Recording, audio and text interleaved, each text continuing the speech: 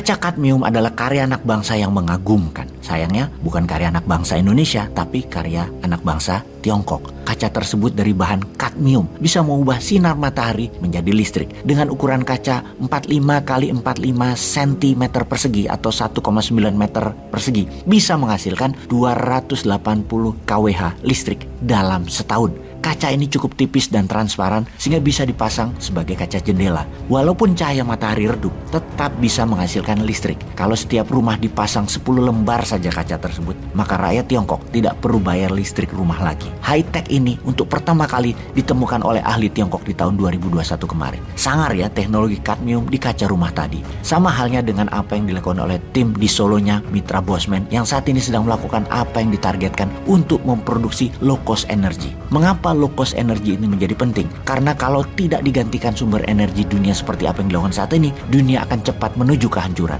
Buktinya, rata-rata ada 500 bencana alam dalam setahunnya di dunia sekarang ini, mulai dari angin tornado, hujan berlebihan, banjir, tanah longsor, hingga gempa bumi, tsunami, termasuk virus mematikan. Secara statistik, 500 bencana alam tersebut dalam setahun di seluruh dunia trennya naik setiap tahunnya. Bahkan dalam 30 tahun terakhir, tertinggi dibandingkan 300 tahun sebelum ini yang tercatat dalam sejarah dunia. Penyebab masalah dunia adalah masalah penghasil karbon atau pembakar sumber daya alam, mulai dari minyak bumi, batu bara sebagai sumber energi dunia. Naiknya suhu dunia, naiknya permukaan air laut, banyaknya pergeseran kerak bumi, dan banyaknya letusan gunung vulkanik dan gerakan tektonik terbesar adalah kontribusi karena disedotnya minyak dan dieksplorasinya batu bara yang kemudian dibakar jadi energi. Selain kebakaran hutan untuk tanaman industri, semua pembakaran berbasis fosil oil adalah masalah dunia 150 tahun terakhir ini yang meningkat dengan tajam. Teori konspirasinya kemudian adalah overpopulasi kebanyakan penduduk, kemudian dilakukan depopulisasi pengurangan penduduk dengan diciptakan virus. Walau alam apa benar begitu, namun dunia bagi banyak pendapat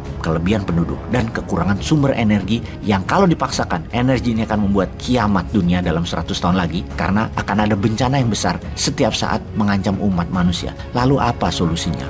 Apa solusi pengganti energi konvensional, misalnya menjadi energi terbarukan atau bahkan menggunakan free energy tanpa sumber daya terbarukan seperti berbasis solar panel matahari atau angin atau air atau sampah atau PLTN-nya nuklir? Bagaimana Indonesia harus bersikap? Kita tahu pengusaha papan atas batubara adalah bohir pejabat yang berkuasa setiap 5 tahunan dalam pilpres juga pilkada. Kepentingan mereka cuma satu, usaha mereka harus selalu dipakai. Walau merusak lingkungan, kan bisa ditutup pakai media bayaran dan buzzer rupiah. Di mana hasil dari dukungan bohir tadi adalah PLN harus tetap pakai batubara selamanya sampai 20 tahun ke depan ketika batubara mereka habis. Efeknya alam mau rusak kayak mau gempa kayak di dunia, nggak urusan. Kan banyak relawan. Itu sadis sekali isi otak mereka tersebut. Seharusnya pemerintah mulai berpikir global.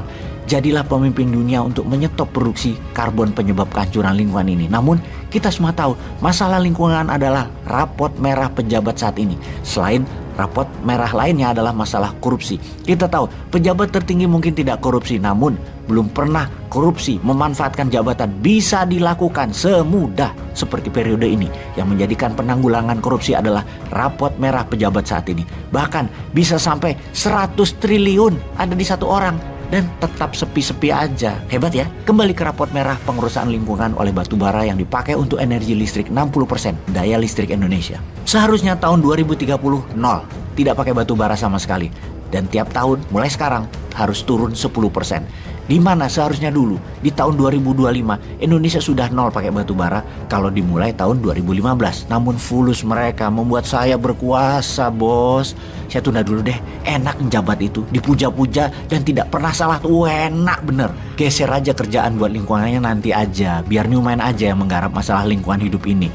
Kali gitu ya isi pikirannya. Yang jabat nanti di atas tahun 2024 pasti bete ngelihat apa yang dilakukan selama ini karena amburadul hutang negara yang bejibun, juga berantakan birokrasi dan administrasi bernegaranya. Belum lagi mental pejabat yang menulari orang yang di sekitarnya, yang KPI performan indikatornya tidak membuat Indonesia menjadi global player, bahkan menjadikan pejabatnya bukan pelayan masyarakat, malah pejabatnya minta dilayani masyarakat. Contoh kecil, jalan aja pakai forrider, nguing, so penting banget. Jadi bagaimana membuat usaha kita yang berbasis low cost energi ini bisa jalan ya? Kita ini bukan hanya fokus di power bank rumah, tapi sesungguhnya kita punya alat fast charging yang berpaten internasional. Kunci fast charging yang berbasis putaran magnet neodymium murni dicampur dengan kumparan koper super alloy plus emas menghasilkan lompatan listrik tinggi, menjadikan satu-satunya charger baterai tercepat yang kalau mobil Tesla perlu 3 jam ngecharge. Pakai fast charging kita hanya 7 menit. Ini game changing. Pertanyaannya, maukah pemerintah membantu kami? Ya dibantu, misalnya, ya dibantu dipermudah izin deh, atau dipermudah pendanaan. Dengan printing money boleh kok, kan ada underlying produknya. Pesanan power bank rumah udah banyak. Kalau enggak, gua ke Elon Musk nih.